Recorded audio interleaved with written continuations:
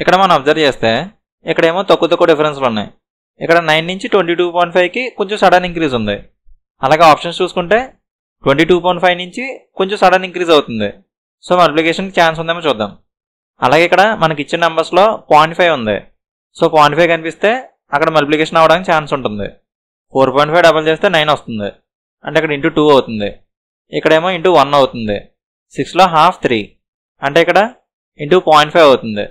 Into 0.5 1, ఇక్కడ 1.5 అయితే next 2, 2.5 అలా ఇచ్చారేమో చూద్దాం. ఇక్కడ ఇంటూ 1.5, 15 3 45, పాయింట్ ఉంది కాబట్టి పాయింట్ పెట్టుకుంటే 4.5 సరిపోతుంది. సో ఇక్కడ ఇంటూ 1.5 అవుతుంది.